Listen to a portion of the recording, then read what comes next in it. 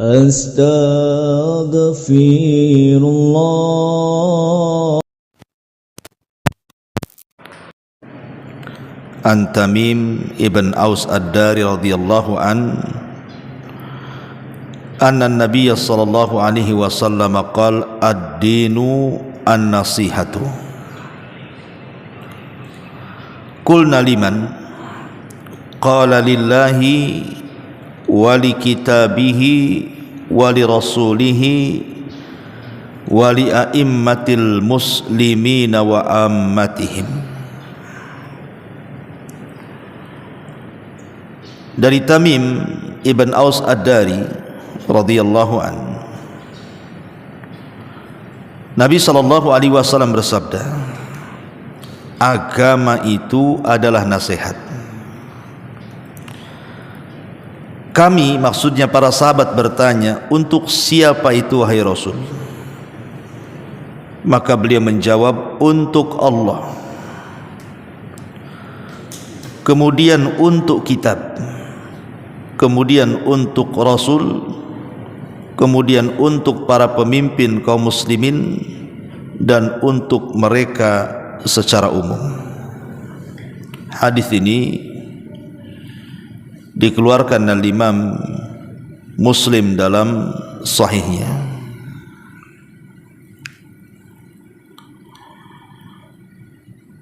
Ma'asyiral muslimin, khotofiddin yang dimuliakan Allah Azza wa Jalla. Hadis ini, kata Imam Nawawi rahimahullahu ta'ala, adalah hadis yang sangat agung sekali, karena Islam itu berporos pada hadis ini. Islam itu berporos pada hadis Tamim ibn Aus ad-Dari ini.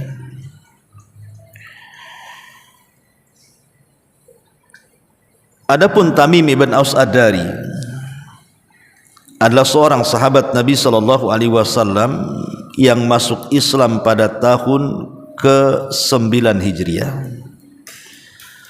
Berarti berjumpa dengan Rasul Tamim itu cuman 2 tahun saja, karena Rasul meninggal di tahun ke-11 Hijriah. Dan Tamim ibn Aus ad-Dari ini terkenal ubad, ahli ibadah.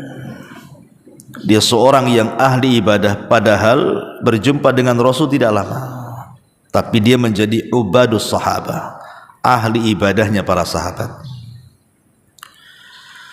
Dan Tamim ibn Aus ad-Dari ini juga adalah orang yang pernah berjumpa dengan Dajjal. Satu hari Tamim ibn Aus ad-Dari ini membawa 30 awak kapal. Kemudian di tengah lautan kapalnya dihempas gelombang. Akhirnya kemudian kapalnya terdampar di sebuah pulau. Dengan ketakutan, Tamim ibn Aus ad-Dari selaku nahkoda kapal membawa 30 awak kapal itu masuk ke dalam pulau itu. Rupanya di dalamnya ada hutan. Dalam kondisi takut, tiba-tiba dia berjumpa dengan makhluk yang disebut dengan jassasa. Jassasa itu makhluk yang berbulu. Saking tebal bulunya, tidak tahu mana depan mana belakang, mana kubul mana dubur, tidak tahu. Saking bulunya lebat. Kemudian tiba-tiba binatang yang berbulu ini bisa bicara. Ketika ditanya, siapa anda? Maka binatang itu mengatakan, ana jassasa. Saya adalah jassasah. Jassas itu artinya mata-mata, jasus. Kemudian setelah berdialog dengan binatang ini, tiba-tiba binatang yang berbulu ini mengisyaratkan Tamim ibn Aus ad-Dari untuk datang ke sebuah rumah, tempat ibadah yang sudah kumuh dan rusak, yang berada di tengah hutan. Maka dengan ketakutanlah Tamim dengan 30 awak itu mendekati rumah itu. Rupanya dalam rumah itu ada orang besar, raksasa lah bahasa kitanya, yang sedang dibelenggu, dirantai. Kemudian seolah-olah kemudian orang ini sudah lama menunggu orang yang datang. Itulah Tamim dan juga 30 awak kapalnya. Kemudian orang yang besar ini bertanya soal beberapa soalan. Salah satunya adalah tentang nasib mata air Zughar. Kemudian yang kedua bertanya soal kebun kurma Baisan yang ada di Palestina. Kemudian juga bertanya soal apakah sudah muncul seorang nabi atau belum, dan banyak soalan. Dan terakhir dia mengatakan kepada Tamim dan 30 awak kapalnya, kalau nabi itu sudah muncul, ikuti dia, karena dia di atas kebenaran. Tapi Tamim kemudian ketakutan, akhirnya keluar dari pulau itu dan segera melarikan diri. Setelah kemudian Tamim ibn Aus Ad-Dari ini melakukan safar di lautan, kemudian sampai di daerahnya, akhirnya Allah takdirkan Tamim mendapatkan hidayah, ingin masuk Islam. Kemudian berjumpa dengan Nabi SAW di tahun ke-9 Hijriah, 2 tahun sebelum wafatnya Rasul. Maka dia pun mengislamkan dirinya, kemudian menceritakan perjalanan dengan 30 awak kapal itu sampai terdampar, kemudian berjumpa dengan binatang yang berbulu dan raksasa yang dirantai. Maka Nabi SAW memberitahu kepada Tamim, tahukah kamu wahai Tamim, siapa yang kau temui itu? Tamim mengatakan tidak tahu. Maka Rasul mengatakan, yang kau temui adalah Dajjal. Kemudian Nabi SAW ketika mendengar ceritanya Tamim bahwa dia tidak akan masuk kota Madinah, maka Rasul menggoyangkan tongkatnya 3 kali dan mengatakan, hadihi tayyibah, hadihi tayyibah, hadihi tayyibah. Ini negeri yang baik, ini negeri yang baik, ini negeri yang baik. Artinya Tamim bin As'ad dari satu-satunya sahabat yang pernah melihat Dajjal. Dan ketika dia masuk Islam, dia punya kepakaran dalam Quran. Karena ada beberapa manusia yang mereka sanggup menghatamkan Quran dalam 1 rakaat salat. Salah satunya adalah Utsman ibn Affan. Terkadang salat witir dengan menghatamkan Quran dalam 1 rakaat. Yang kedua Tamim ibn Aus Ad-Dari. Itu 2 sahabat punya kecintaan dengan Quran. Lah Tamim ibn Aus Ad-Dari radhiyallahu anhu juga terkenal sebagai ahli ibadah, ahli dalam ibadah kepada Allah Azza wa Jalla. Ya. Ma'asyiral muslimat, muslimin yang dimuliakan Allah Azza wa Jalla, ikhwatu fiddin yang dimuliakan Allah Azza wa Jalla. Lah Tamim ibn Aus Ad-Dari ini juga orang yang pertama kali membuat mimbar Nabi. Dulu Nabi tidak punya mimbar kalau ceramah, dia duduk di atas atau berdiri di atas pelepah kurma, kemudian dibuatkan mimbar.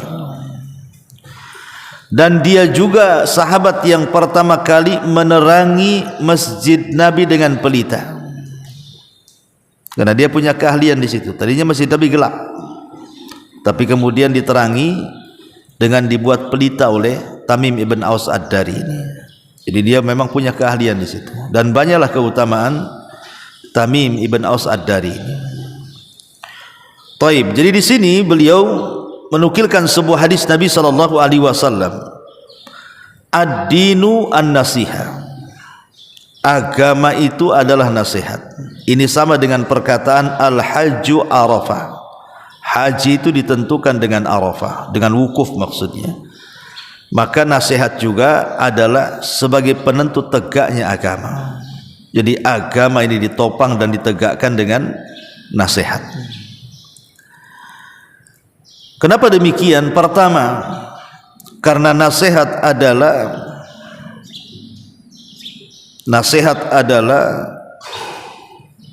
wadhifatul anbiya.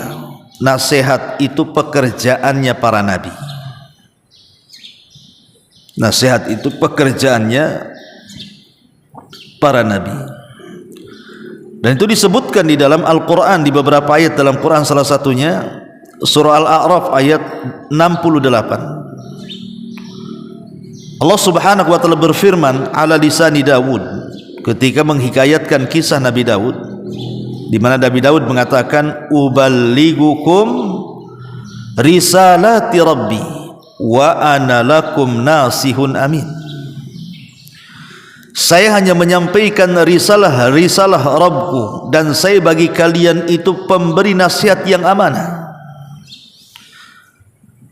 Kemudian juga Allah Subhanahu wa taala menghikayatkan juga atas lisan Nabi Saleh dalam Quran, di mana Nabi Saleh mengatakan kepada kaumnya, ya qaumi laqad ablagtukum risalata rabbi wa nasahtu lakum.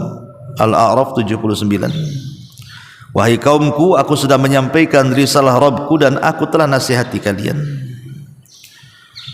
Dan di sini Nabi SAW mengatakan ad-dinu an-nasihah, menunjukkan bahwa nasihat itu adalah pekerjaan para nabi. Jadi kalau kita menasihati, berarti kita telah melakukan pekerjaan para nabi. Yang kedua, nasihat itu adalah salah satu bentuk baiat yang pernah Rasul membaiat para sahabat. Dalam hadis Jarir ibn Abdullah al-Bajali, dia mengatakan, bayatu Rasulullah sallallahu alaihi wasallam ala iqamis salati wa ita'iz zakati wan nushi likulli muslim.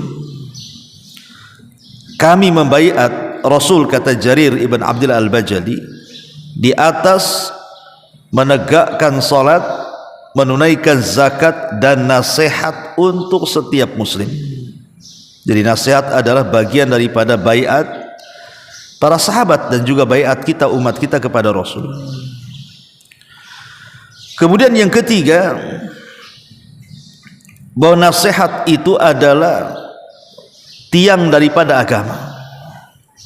Tanpa nasihat, agama ini akan roboh. Dengan adanya nasihat, agama ini akan tegak. Kemudian yang keempat, nasihat ini menunjukkan tentang kebaikan. Dalilun alal khairiyah. Artinya kalau kita ingin dianggap baik di dalam Islam ini, jadilah para penasihat. Kuntum khaira ummatin ukhrijat linnasi ta'muruna bil ma'rufi wa tanhauna 'anil munkar wa tu'minuna billah. Dalam surah Al-Imran ayat 110, kalian adalah sebaik-baik umat yang dikeluarkan kepada manusia karena kalian memerintahkan kepada kebaikan dan mencegah kepada kemungkaran, dan itu nasihat. Kemudian yang kelima, bahwa orang-orang yang senantiasa menasihati, maka mereka adalah khalifah-khalifah di permukaan bumi. Mereka adalah menjadi khalifah di permukaan bumi, sebagaimana Rasul mengatakan, ulaika khulafaullahi fil ardi. Mereka adalah para khalifah, para pemimpin di permukaan bumi ini, orang-orang yang terus memberikan nasihat. Kemudian yang keenam, bahwa nasihat adalah sifat daripada sifat seorang mukmin yang jujur, ingin memperbaiki saudaranya sebagaimana Allah sudah memperbaiki dirinya. Kemudian yang terakhir, bahwa nasihat adalah menunjukkan dalil kecintaan seorang yang menasihati ke yang dinasihati. Inilah 7 perkara kenapa nasihat itu penting. Dan makna nasihat itu artinya isalil khairi lil ghairi. Jadi nasihat itu artinya isalil khairi lil ghairi, menyampaikan kebaikan kepada orang. Menyampaikan kebaikan kepada orang itu artinya nasihat. Dan ada juga yang mengatakan bahwa nasihat adalah ad-du'a'u ila ma fihi salah wa nahyu amma fihi fasad. Jadi nasihat itu mengajak manusia untuk menjadi baik dan mencegah manusia untuk menjadi rusak. Jadi kalau kita nasihati orang supaya dia baik, berarti kita ini seorang pemberi nasihat. Ketika ada orang yang melakukan kemungkaran, kita cegat supaya dia menjadi baik, berarti dia itulah seorang penasihat. Di nasihat itu terdiri dari 2 perkara. Pertama, niat memperbaiki. Yang kedua, niat supaya menjauhkan orang dari kerusakan. Itulah nasihat. Taib, ikhwatu fiddin yang dimuliakan Allah Subhanahu wa taala. Dalam hadis ini ada 5 tempat yang merupakan tempat-tempat nasihat. Apa saja 5 tempat itu? Pertama, nasihat kepada Allah. Yang kedua, nasihat untuk kitab Allah. Yang ketiga, nasihat untuk Rasul Allah. Yang keempat, nasihat untuk para pemimpin kaum muslimin. Dan yang terakhir, nasihat untuk umumnya manusia. Adapun nasihat untuk Allah, bagaimana caranya Allah dinasihati? Bukan itu maksudnya. Tapi nasihat kepada Allah itu artinya satu, kita beriman dengan Allah Subhanahu wa taala. Baik dengan wujudnya Allah, baik dengan uluhiyahnya Allah, baik dengan rububiyahnya Allah, baik dengan nama dan sifatnya Allah, maka kita beriman. Ini yang pertama.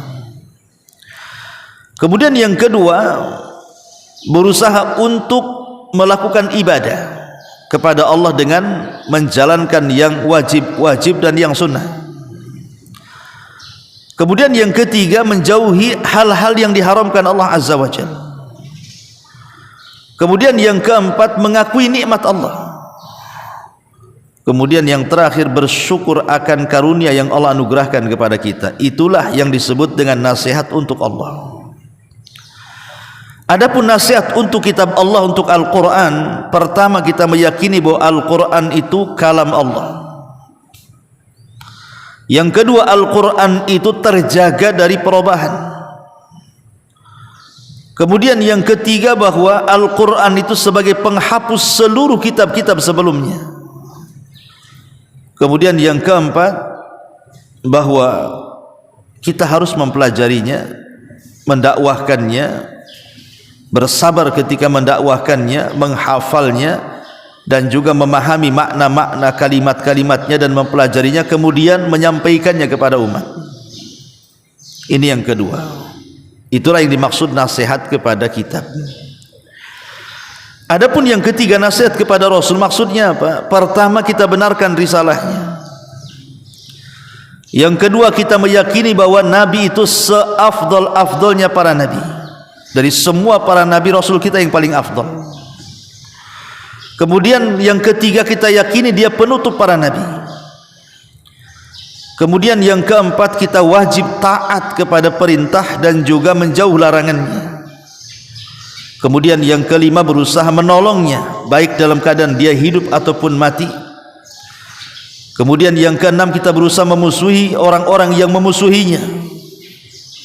Kemudian yang ketujuh, berusaha untuk menghidupkan sunnah-sunnahnya,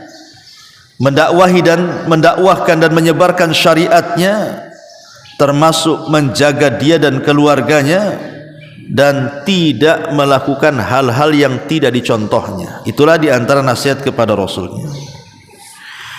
Adapun yang keempat, nasihat kepada pemimpin kaum muslimin. Pemimpin kaum muslimin ada 2. Yang pertama, para ulama, itu disebut pemimpin kaum muslimin, dengan cara kita berbuat baik kepada mereka, menghargai mereka, menghormati mereka, memberikan hak-hak kepada mereka, membela mereka. Itulah para ulama.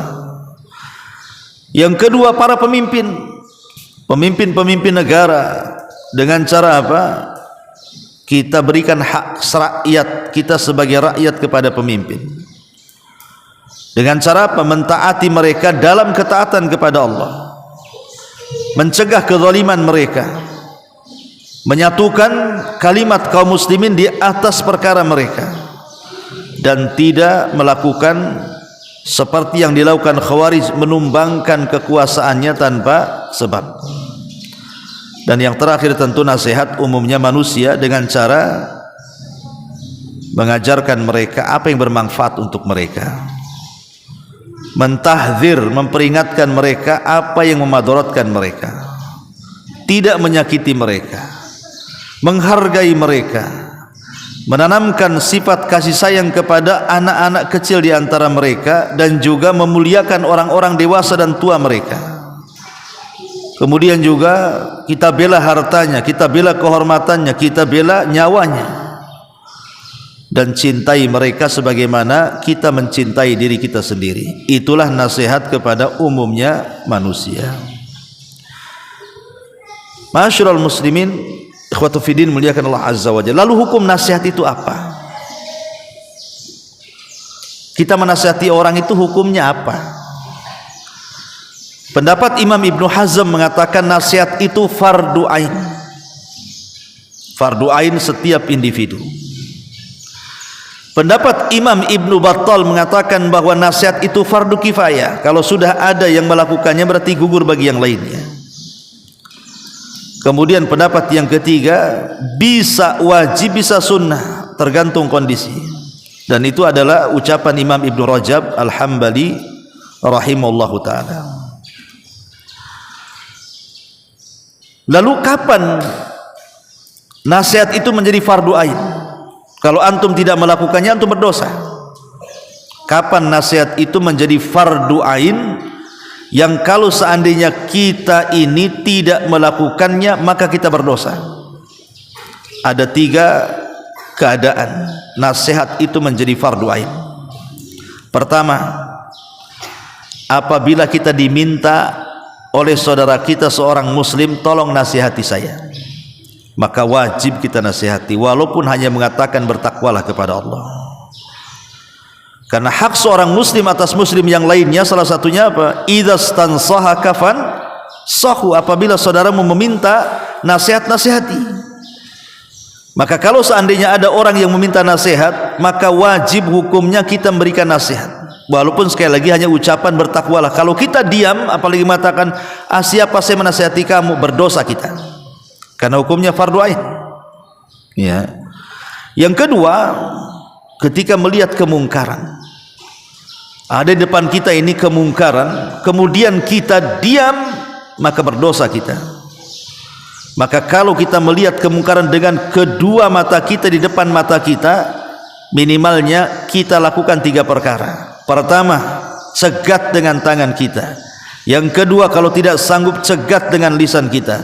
Yang ketiga, kalau tidak sanggup, cegat dengan hati kita. Doakan supaya dia sadar. Ini kondisi yang kedua. Kondisi yang ketiga, ketika kita melihat ada hal-hal yang membahayakan kepada saudara kita.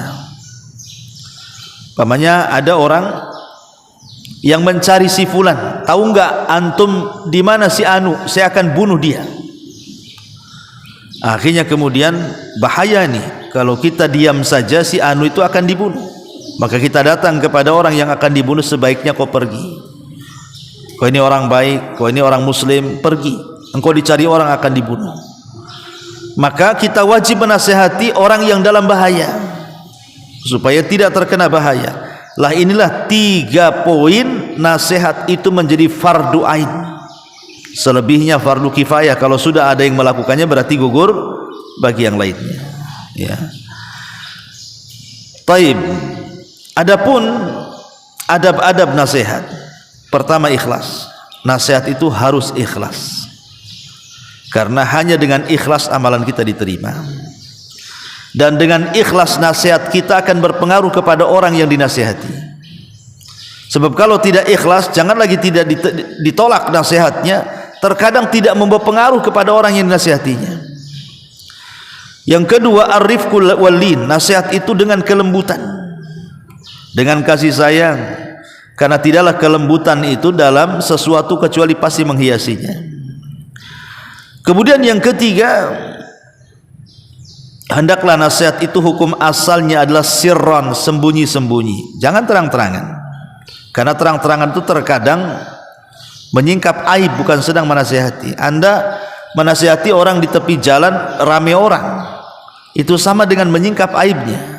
Maka sembunyi-sembunyi antara kita dengan dia saja, ajak ke tempat-tempat yang layak, baru kemudian kita nasihati secara baik. Kemudian juga yang keempat adalah cari waktu terbaik. Cari waktu, cari tempat terbaik. Karena kata Abdullah ibn Mas'ud radhiyallahu an, manusia itu ada iqbal, ada idbar. Terkadang hatinya hari ini menerima, terkadang besok pula menolak. Tergantung moodnya. Terkadang ada orang menasihati itu enjoy dia, terkadang dia marah karena lagi banyak masalah. Maka nasihati itu juga harus disesuaikan dengan waktu, tempat, dan juga kondisi. Ini yang harus dipahami. 4. Kemudian yang kelima, pilih diksi, pilih kata. Jangan sembarang bicara ketika nasihati itu, karena namanya kata-kata itu kan dalam setiap daerah mesti ada yang kasar, ada yang halus sekali. Maka cari yang terbaik bahasa menasihati, karena terkadang niat baik kalau bahasa kasar ditolak nasihatnya. Maka niat baik disesuaikan juga dengan kelembutan bahasanya. Maka ini adalah adab nasihat. Kemudian juga di antara adab nasihatlah tasabbut wa ta'akkud, harus tabayun dulu. Tidak boleh kita langsung nasihati, ada kabar si anu begini, nggak bisa. Kita ketika hendak menasihati itu harus tabayun dulu, betul nggak si anu begini. Oh betul, baru kita nasihati. Kalau tidak betul itu sama dengan menuduh namanya. Maka penting seseorang itu at-tasabbut. Kemudian yang terakhir al-qudwah al-hasanah. Sebelum kita menasihati orang, kita harus menjadi contoh terbaik. Kalau kita ingin menasihati maling sementara kita maling, ya kalau bisa jangan maling dulu. Kan mau nasihati maling, masa maling menasihati maling? Ya, artinya bahwa tobat dulu baru nasihati orang. Kemudian ada tambahan juga di antara para ulama tentang inzalun nas manazilahum. Ingat, manusia itu punya karakter sendiri-sendiri. Kita bicara dengan mahasiswa beda dengan anak SD. Kita bicara anak kecil beda dengan orang tua. Dudukkan posisi mereka ada di mana? Mereka orang tuakah, anak mudakah, sebayakah, anak-anakkah?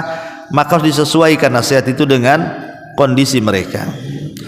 Kemudian juga ada tambahan juga bahwa nasihat itu harus seperti kaca. Jadi orang yang dinasihati itu seolah-olah kita. Kalau antum ngaca, berarti yang dalam kaca itu ya antum itulah.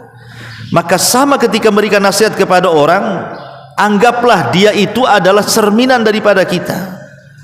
Jadi ketika kita menasihati dia, hakikatnya dia sedang menasihati diri dia sendiri sebenarnya, supaya menjadi baik. Kita baik, dia juga baik. Ya. Jangan pandai menasihati orang, dia sendiri tak pandai menasihati diri sendiri. Itu tak bagus namanya. Nah inilah diantara pentingnya nasihat dalam kehidupan kita ini. Jadi antum ini harus rajin belajar, karena antum inilah yang kemudian akan menjadi para penasihat. Juru dakwah itu penasihat. Tidak tahu nanti kalau sudah entah berapa tahun ke depan, ya nanti Allah Subhanahu wa taala angkat derajat antum kemudian menjadi seorang juru dakwah, seorang penasihat. Dan sekali lagi nasihat ini jangan remehkan sebuah nasihat. Jadi kalau antum nasihati guru, dinasihati ustadz, jangan remehkan sebuah nasihat, karena nasihat ini adalah hidayah. Ya, ini pekerjaan para nabi, ikhwan. Tadi saya sudah jelaskan, ini pekerjaan para nabi, ini sebuah kebaikan. Jadi kalau ada yang menasihati itu bersyukur, masih ada yang menasihati kita. Coba lihat orang-orang yang tidak disentuh dengan nasihat, jadi apa mereka coba? Jahat jadinya. Ya, penjahat kalau tidak diberikan nasihat tetap dia akan jahat. Yang menjadikan penjahat sadar itu karena ada nasihat. Fudail ibn Iyad itu seorang perampok, suka membunuh, suka merampas. Tapi ketika kemudian dia mendengar ayat Al-Quran yang dilantunkan seorang jariyah, terenyuh hatinya, kemudian dia pun bertobat. Akhirnya dia dari Baghdad safar dengan jalan kaki ke Mekah dan i'tikaf di Mekah, belajar dengan ulama Mekah, akhirnya jadi ulama besar. Siapa yang tidak kenal Fudail bin Iyad? Ya. Dan banyak. Abu Dzar Al-Ghifari di zaman Rasul, dia seorang perampok tetapi kemudian jadi seorang sahabat. Jadi banyak kemudian orang-orang jahat itu jadi berubah. Kenapa? Karena nasihat.